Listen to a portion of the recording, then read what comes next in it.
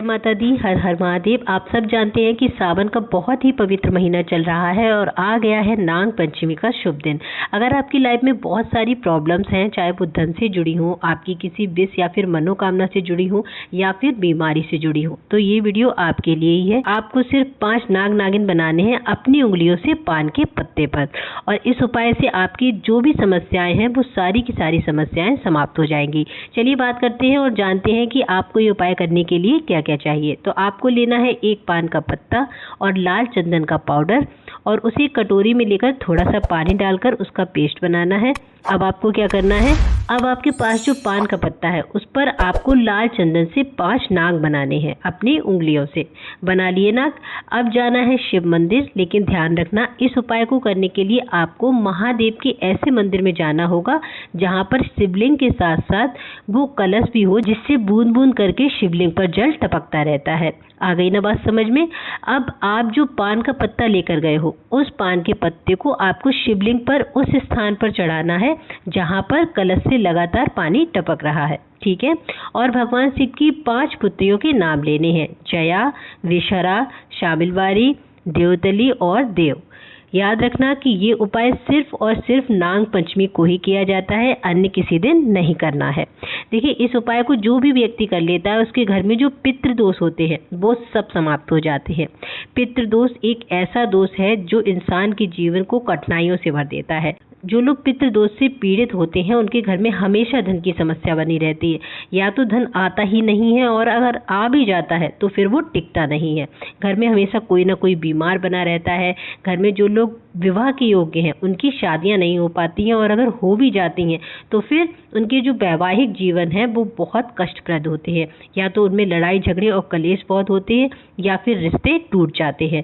तो अगर आप पितृ दोष से मुक्त हो जाते हैं तो समझिए आपका जीवन बहुत ही सरल हो जाएगा और खुशियों से भर जाएगा। इसलिए इस मौके को जाने मत देना। नाग पंचमी के दिन आप ये उपाय जरूर कर लेना। टाइम की भी कोई बाउंडेशन नहीं है, आप सुबह चाहो तो सुबह कर लेना और शाम को चाहो तो शाम को कर लेना, लेकिन इस उपाय को कर जरूर लेना। चलिए, ये तो हो गया अपना पहला उपाय। अब बात करते हैं अपने दूसरे उपाय की। देखिए, अगर आपके घर में कोई ऐसा व्यक्ति है जो बहुत ज़्यादा चिड़चिड़ा सा रहता है, या फिर जिसे बहुत ज़्यादा गुस्सा आता है, बच्चा हो, महिला हो या पुरुष हो, कोई भी हो, तो आप ये उपाय जरूर करके देखना, आपको बहुत लाभ होगा। इस उपाय को करने के लिए आपको लेने हैं 5 बेलपत्र जो कहीं से भी कटी फटी ना हो। फिर आपको क्या करना है, इन 5 बेलपत्रों को उस इंसान के हाथों से टच कराना है जो हमेशा चिड़चिड़ाता रहता है या फिर जिसको बहुत ज़्यादा गुस्सा आता है। याद रखना, जब वो व्यक्ति सो रहा हो तभी आप बेलपत्र उसके हाथ से टच कराना।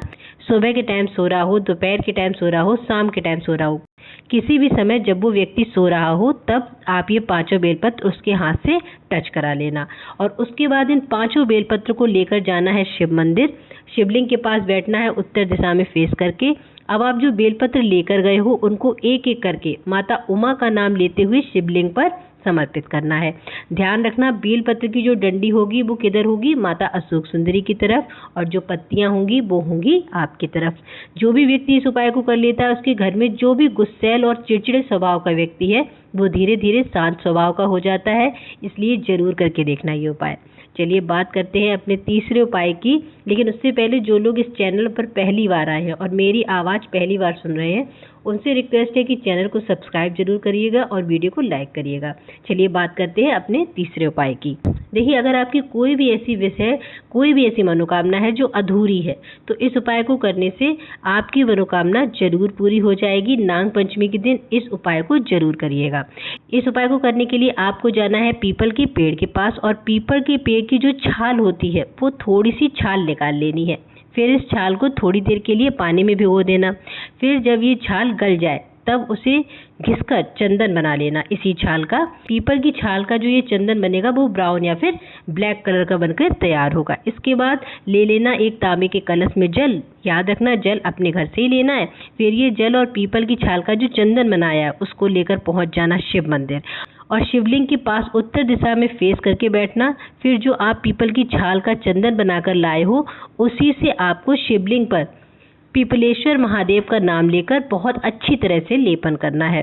उसके बाद आप जो जल लेकर गए हो उसे श्री शिवाय नमस्तुभ्यम का स्मरण करते हुए और अपनी मनोकामना बोलते हुए शिवलिंग पर समर्पित कर देना। अब आपने पीपल की छाल के चंदन से शिवलिंग पर जो लेपन किया है ना, उसमें से एक बिंदी लेकर अपने मस्तक पर लगा लेना, पिपलेश्वर महादेव का स्मरण करते हुए। और जो भी आपकी मनोकामना है, जो भी आपकी विश है, उसे पूर्ण करने के लिए हाथ जोड़कर प्रार्थना करना। देखना आपकी जो भी विश है वो बहुत जल्दी पूरी होगी। चलिए, ये हो गया हमारा तीसरा उपाय। अब बात करते हैं अपने आखिरी उपाय की। देखिए, अगर आप कर्ज में डूबते चले जा रहे हैं या फिर आपका बिजनेस अच्छा नहीं चल रहा है, घर में माँ लक्ष्मी का वास नहीं होता है और घर में धन नहीं टिकता है, तो आप नाग पंचमी के दिन इस उपाय को जरूर कर लेना।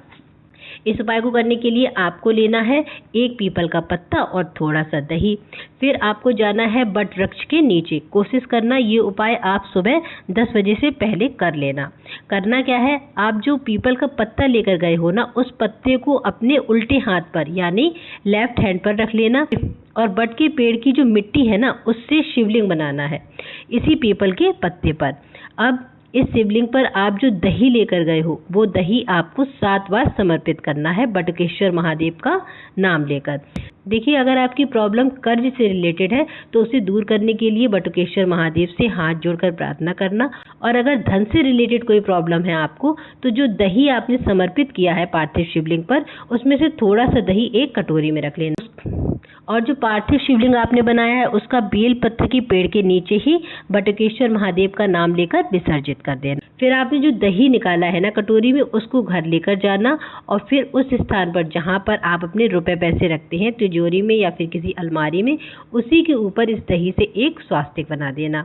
अगर आप अपनी दुकान के लिए या फिर बिजनेस के लिए उपाय कर रहे हो तो अपनी दुकान पर जहाँ पर आप पैसे रखते हो वहाँ पर ये स्वास्तिक बना देना। इस उपाय को जो भी व्यक्ति कर लेता है उसके पास धन की कभी कमी तो होती ही नहीं है, साथ ही उस पर कभी कर्ज भी नहीं चढ़ता है। जरूर करके देखिएगा, ये चारों उपाय आपको बहुत लाभ होगा। आज के वीडियो में इतना ही। अगर आपको वीडियो में बताई गई जानकारी अच्छी लगी हो तो चैनल को सब्सक्राइब कर देना और वीडियो को लाइक करना बिल्कुल मत भूलना। हर हर महादेव।